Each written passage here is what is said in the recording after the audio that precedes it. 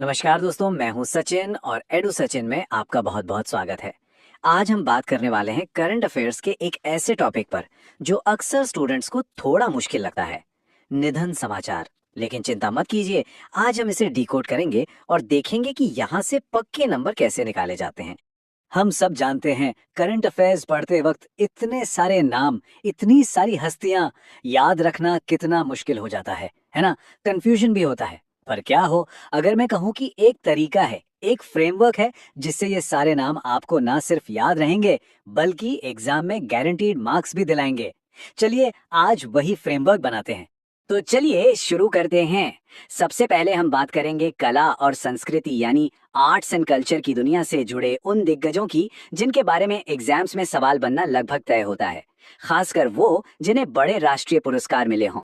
ये है मायाधर राउत। अब देखिए, इनके बारे में जो सबसे पहली और सबसे जरूरी बात आपको अपनी नोटबुक में लिखनी है वो है इनकी उपाधि, ओडिशी नृत्य का जनक या फादर ऑफ ओडिशी डांस। बस ये एक लाइन इन एग्जाम के लिए सुपर इंपॉर्टेंट बना देती है।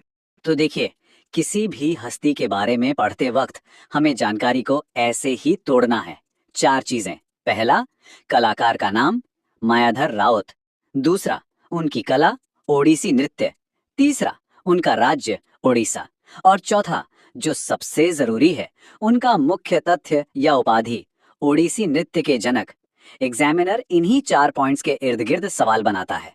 अब देखिए, इसी जानकारी से एग्जाम में बिल्कुल ऐसा सवाल बनेगा, मायाधर राउत जिनका हाल ही में निधन हो गया को किस भारतीय शास्त्रीय नृत्य शैली का जनक माना जाता है। अगर आपको वो एक ही फैक्ट याद है तो आप एक सेकंड में जवाब दे देंगे, बी ओडिसी। देखा कितना आसान हो गया। चलिए अब कला और संस्कृति में ही थोड़ा आगे बढ़ते हैं और सिनेमा की दुनिया की बात करते हैं। इनको तो आप पहचानते ही होंगे, पंकज धीर। इनका नाम सुनते ही दिमाग में सिर्फ एक ही किरदार आता है, महाभारत का कर्ण। और दोस्तों यही वो हुक है, यही वो पॉइंट है जो एग्जामिनर आपसे पूछना चाहता है। तो पंकज धीर के लिए हमारा की पॉइंट क्या हुआ? बी आर चोपड़ा की महाभारत में कर्ण का किरदार, यही उनकी पहचान है। इसके अलावा उनका गृह राज्य उत्तर प्रदेश भी याद रखना जरूरी है।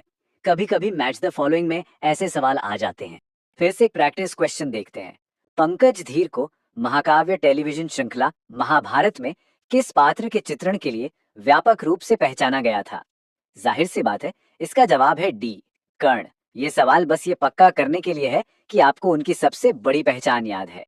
अच्छा, इसी पैटर्न पर कुछ और उदाहरण भी देख लेते हैं। देखिए, यहाँ एक कॉमन चीज है पद्म पुरस्कार। ये एक बड़ा इंडिकेटर है कि ये हस्ती महत्वपूर्ण है। आपको बस कलाकार को उनकी कला और राज्य से जोड़ना है।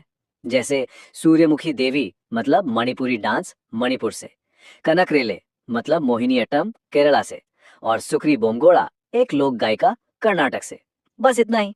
ठीक है, तो कला और संस्कृति वाला सेक्शन तो हो गया। अब चलते हैं हमारी अगली कैटेगरी की तरफ, विज्ञान और साहित्य के दिग्गज।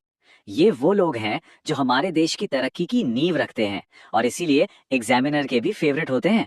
इस लिस्ट में वैसे तो सभी महत्वपूर्ण हैं, पर हमारा सबसे ज्यादा फोकस रहेगा डॉक्टर एम आर श्रीनिवासन पर। क्यों? क्योंकि उनका पद देखिए, परमाणु ऊर्जा आयोग के पूर्व अध्यक्ष। इतने बड़े और स्ट्रैटेजिक पद पर बैठे व्यक्ति के बारे में सवाल आना बहुत स्वाभाविक है। ऊपर से उन्हें पद्म विभूषण भी मिला है, जो भारत का दूसरा सर्वोच्च नागरिक सम्मान है। तो सवाल भी सीधा उनके पद से ही बनेगा। पद्म विभूषण से सम्मानित डॉक्टर एम आर श्रीनिवासन ने पूर्व में कौन सा महत्वपूर्ण पद संभाला था? जब भी किसी बड़े वैज्ञानिक की बात हो तो उनका पद या उनका सबसे बड़ा योगदान ही पूछा जाता है। तो यहाँ सही जवाब है बी, परमाणु ऊर्जा आयोग के अध्यक्ष। अब साहित्य की दुनिया पर एक नजर डालते हैं। यहाँ भी वही पैटर्न है, लेखक, उनकी भाषा और उनका सबसे बड़ा पुरस्कार। लेकिन यहाँ अंदेश्री के केस में कुछ अलग है। देखिए, उनका मुख्य तथ्य है तेलंगाना राज्य गीत के रचयिता। ये एक बहुत ही यूनिक और स्पेसिफिक जानकारी है, और ऐसी यूनिक जानकारी एग्जाम्स में बहुत पूछी जाती है। इसे जरूर हाईलाइट कर लीजिए।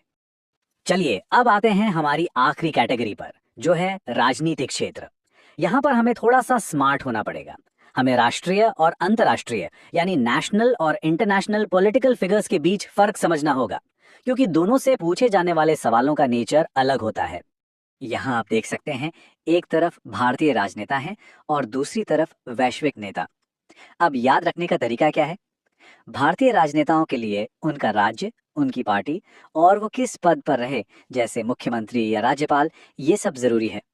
वहीं जब हम वैश्विक नेताओं की बात करते हैं तो बस दो चीजें सबसे जरूरी हैं, उनका देश और उनका पद, यानी वो प्रेसिडेंट थे या प्राइम मिनिस्टर।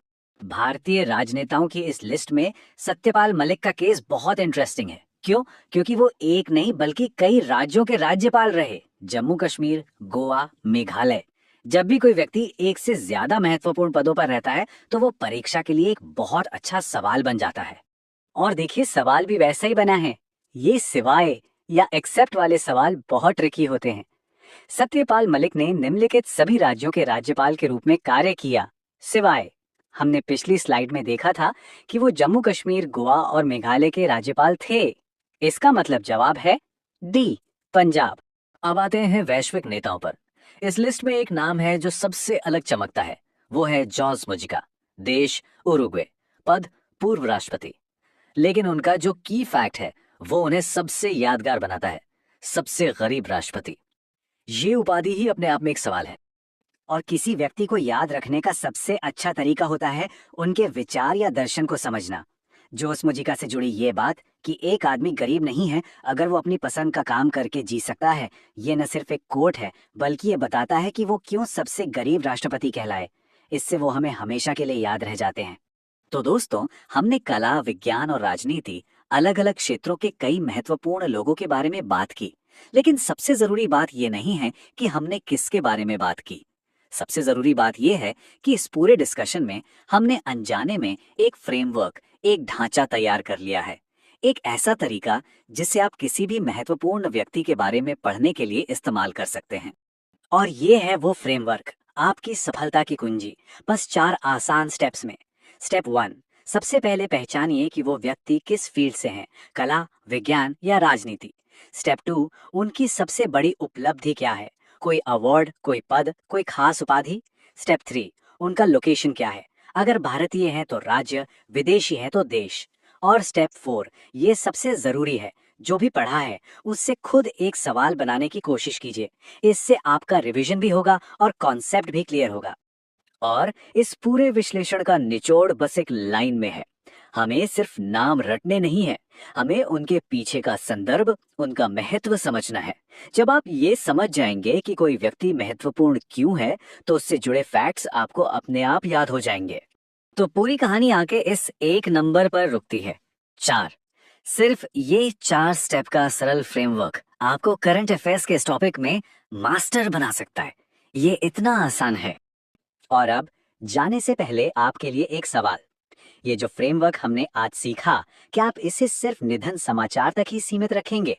जरा सोचिए, इसी फ्रेमवर्क को आप पुरस्कार और सम्मान, सरकारी योजनाएं या महत्वपूर्ण नियुक्तियां जैसे दूसरे टॉपिक्स पर कैसे लागू कर सकते हैं? अगर आपने ये कर लिया तो यकीन मानिए आपकी करंट अफेयर्स की तैयारी का तरीका ही बदल जाएगा।